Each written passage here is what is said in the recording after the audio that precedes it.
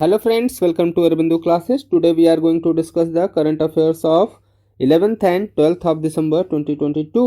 आज का जो पहला न्यूज है वह है आयुर्वेद से। वर्ल्ड आयुर्वेद कांग्रेस हेल्ड किया गया गोवा की राजधानी पणजी में और इसका इनॉग्रेशन किया था हमारे प्रधानमंत्री नरेंद्र मोदी जी ने।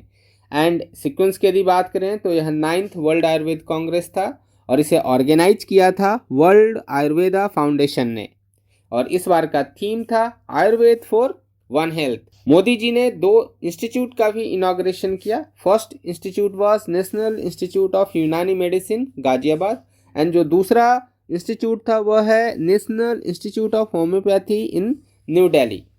The next current affairs is regarding the cactus plantation. Union minister of rural development जो हैं गिरिराज सिंह जी, इन्होंने हाल ही में एक मीटिंग रखी थी कैक्टस प्लांटेशन और उसके इकोनॉमिक यूजेस के ऊपर और इसलिए यह कैक्टस प्लांटेशन अभी न्यूज़ में था। कैक्टस एक ज़ीरोफाइटिक प्लांट है। ज़ीरोफाइटिक का मतलब होता है जो लेस वाटर में भी सरवाइव कर जाता हो। आप कह सकते हैं कि यह लगभग डेजर्ट वाले माहौल में भी रह सकता है। ठीक है, तो ये कैक्टस एक ज़ीरोफाइटिक प्लांट है जो आपको रिलेटिवली स्लोअर पेस से ग्रो करता है एंड इसका जो लार्जेस्ट कॉन्सेंट्रेशन आप देखेंगे, लार्जेस्ट कॉन्सेंट्रेशन आप अर्थ के, ये रहा इक्वेटर और यह है 30 डिग्री नॉर्थ और यह है 30 डिग्री साउथ और इनके बीच में आप इस प्लांट का कॉन्सेंट्रेशन पाएंगे। यदि हम रीजन स्पेसिफिक बात करें तो साउथ अफ्रीका, सब tropical north and south America में इसका कॉन्सेंट्रेशन आपको बहुत ज़्यादा देखने को मिलेगा। यदि हम कैक्टस के यूजेस की बात करें, इसके एडवांटेज की बात करें तो हमें हमारे जो ट्रेडिशनल क्रॉप हैं उनसे करीब 80% लेस वाटर रिक्वायरमेंट इसकी होती है। बायोफ्यूल का प्रोडक्शन हो या फूड या फोडर के तौर पे इसे यूज़ करना हो या बायो फर्टिलाइज़र बनाना हो, हर जगह कैक्टस यूज़फुलनेस अपनी दिखाती है। इसमें बहुत हाई नंबर ऑफ फ्रूट्स होते हैं। फ्रूट्स कैक्टस में होते हैं, यह बात भी बहुत सारे लोगों को पता नहीं है, बट इसके जो फ्रूट होते हैं उनमें हाई शुगर कंटेंट होते हैं और इसलिए इनका यूज़ किया जाता है जैम और जेली बनाने में। Cactus restoration of degraded land में भी मदद करते हैं और इंडिया में तो करीब 30% ऑफ जो लैंड है वह डिग्रेडेड लैंड है और इसलिए हम कह सकते हैं कि इंडिया में कैक्टस का प्लांटेशन एक गुड आइडिया होगा। इनकी जो हीट टॉलरेंस कैपेसिटी है वह भी काफ़ी हाई है। The next current affair is regarding the drone skill training conference. Anurag Thakur ji ने इसका इनॉग्रेशन किया है और यह भारत की पहली ड्रोन ट्रेनिंग कॉन्फ्रेंस होगी। अनुराग ठाकुर जी ने इंडिया की पहली drone skilling and training virtual e learning platform का भी उद्घाटन किया चेन्नई में और साथ ही यहाँ पे एक ऑपरेशन भी लॉन्च किया गया जिसे नाम दिया गया ऑपरेशन 777। यहाँ जो 777 है यह है इंडिया के total number of district. Bharat में अभी 777 डिस्ट्रिक्ट हैं एंड इन सभी डिस्ट्रिक्ट में एक education and demonstration programme launch किया गया है इस बात को दिखाने के लिए कि ड्रोन कितना इफ़ेक्टिव होता है डिफरेंट एग्रीकल्चरल यूजेज में। तो ये ऑपरेशन 777 यह एक इनिशिएटिव है गरुड़ एरोस्पेस का। The next current affairs is from the environment. UNCBD का COP15 ऑर्गेनाइज होना है। UNCBD का मतलब United nation convention on biodiversity. So UNCBD का जो एनुअल मीटिंग होता है उसी मीटिंग को हम कॉन्फ्रेंस ऑफ पार्टीज कहते हैं और इस सीक्वेंस में यह 15th मीटिंग होने वाला है, 15th मीटिंग। और वैसे तो और ओरिजिनली यह प्लान था कि इसे चाइना में ऑर्गेनाइज किया जाएगा, चाइना में, लेकिन आपको पता है Covid situation out of control चल रहा है। पूरी दुनिया में चाइना ने इसे एक्सपोर्ट किया था लेकिन खुद के ही देश में इसने मतलब इसे कंट्रोल नहीं कर सका। आप देखेंगे कि चाइना में लॉ एंड ऑर्डर सिचुएशन भी क्रिएट हो गया है इस अनकंट्रोल्ड कोविड के कारण। चाइना ने अगस्त 2021 में इसे वर्चुअली एक बार हेल्ड किया है। अभी पहला पार्ट था वो, अभी इसका दूसरा पार्ट इन पर्सन होना था चाइना के कुनमिंग शहर में, लेकिन इस साल भी स्थिति बहुत ज़्यादा अच्छी नहीं है इसलिए इसे अभी शिफ्ट कर दिया गया मॉन्ट्रियल कनाडा में। एंड इसे होस्ट वैसे चाइना ही करेगा।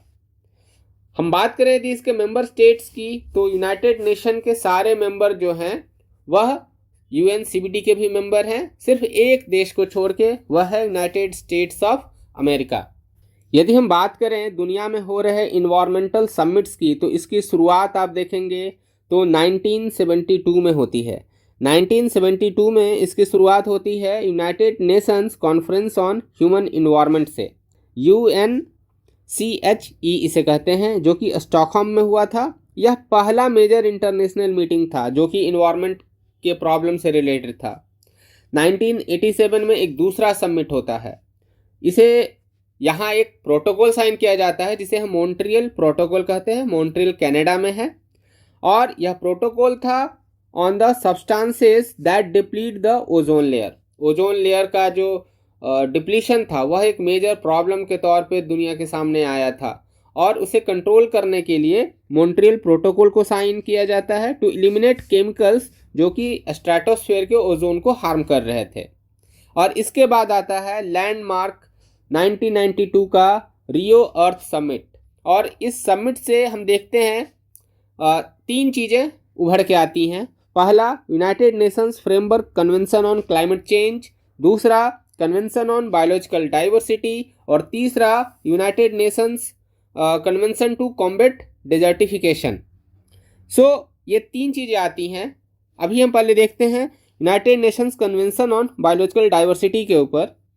1992 में ये साइन किया जाता है कन्वेंशन, एंड 2000 में जो एक इम्पॉर्टेंट लैंडमार्क चीज़ निकल के आती है वह है कार्टाजेना प्रोटोकॉल। वैसे आप देखेंगे तो यूएनसीबीडी में टोटल 2 प्रोटोकॉल हमें देखने को मिलते हैं, नगोया प्रोटोकॉल और कार्टाजेना प्रोटोकॉल। नगोया प्रोटोकॉल 2010 में आता है और कार्टाजेना प्रोटोकॉल इम्प्लीमेंट हो जाता है 2003 में। 2002 की यदि हम बात करें तो 2002 में जो भी पार्टी थे सीबीडी के, वह गोल सेट करते हैं कि हमें जो डिक्लाइन इन बायोडाइवर्सिटी है इसे रोक देना है बाई 2010 तक। अब रोक देना है लेकिन रोक नहीं पाए और इसलिए 2010 में फिर एचई टारगेट्स आता है। एचई टारगेट में क्या किया गया कि गोल सेट किया गया रिड्यूसिंग थ्रेट टू बायोडाइवर्सिटी। पहले 2002 में गोल था कि हमें डिक्लाइन इन बायोडाइवर्सिटी को हॉल्ट करना है, हो नहीं पाया। 2010 में नया गोल सेट होता है कि हमें रिड्यूस करना है थ्रेट टू बायोडाइवर्सिटी, और इसी समय आपको नगोया प्रोटोकॉल भी इम्प्लीमेंट हो जाता है। यदि हम बात करें कार्टाजेना प्रोटोकॉल की, तो यह बायोटेक्नोलॉजी को रेगुलेट करने से रिलेटेड था, इसलिए इसका पूरा नाम आप देखोगे कार्टाजेना प्रोटोकॉल ऑन बायोसेफ्टी। यह रेगुलेट करता है modified organisms, living modified organism जो होते हैं उनको यह कंट्रोल करता है। बैक्टीरिया, वायरस, प्लांट, इन सबको जो है यदि आप जेनेटिकली मॉडिफाई कर रहे हो ना, तो ये सब लिविंग मॉडिफाइड ऑर्गेनिज्म की श्रेणी में आते हैं।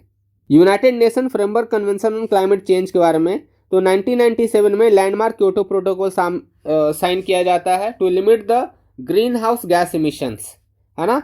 2005 में यह क्योटो प्रोटोकॉल जो है इम्प्लीमेंट हो जाता है।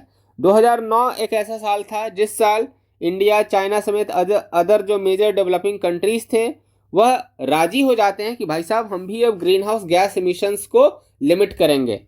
2011 में एक नया क्लाइमेट ट्रीटी साइन किया जाता है साउथ अफ्रीका के डरबन में, ठीक है। एंड 2015 में इसी से आप देखते हैं निकल के आता है Paris climate agreement. Next news is regarding the book miracles of face yoga. Miracles of face yoga, इस बुक को लिखा है मानसी गुलाटी जी ने और इसे अप्रिशिएट किया है हमारे देश के राष्ट्रपति द्रौपदी मुर्मू जी ने। मानसी गुलाटी जो हैं एक इंटरनेशनल योगी हैं एंड एक ऑथर भी हैं। इस बुक में इन्होंने बताया है कि फेस योगा क्या होता है। नेक्स्ट न्यूज़ की यदि हम बात करें तो नेक्स्ट न्यूज़ उत्तर प्रदेश से है। लक्ष्मी सिंह जी की यह न्यूज़ है। लक्ष्मी सिंह यूपी की पहली वीमेन पुलिस कमिश्नर बनी हैं। वन लाइनर है, आप ध्यान रखें। गौतम बुद्ध नगर, जिसे हम नोएडा भी कहते हैं, वहाँ की यह पुलिस कमिश्नर बनी है। एंड आज का जो लास्ट न्यूज़ है वह है नॉर्दर्न वुड एक्सपो 2022 के बारे में। यह पटना के गांधी मैदान में हेल्ड किया गया। यह इंडिया का लीडिंग एग्जीबिशन है on would working and machinery के ऊपर, और इसे ऑर्गेनाइज किया था द इवेंटेज। ठीक है, that's all guys, thank you for watching us.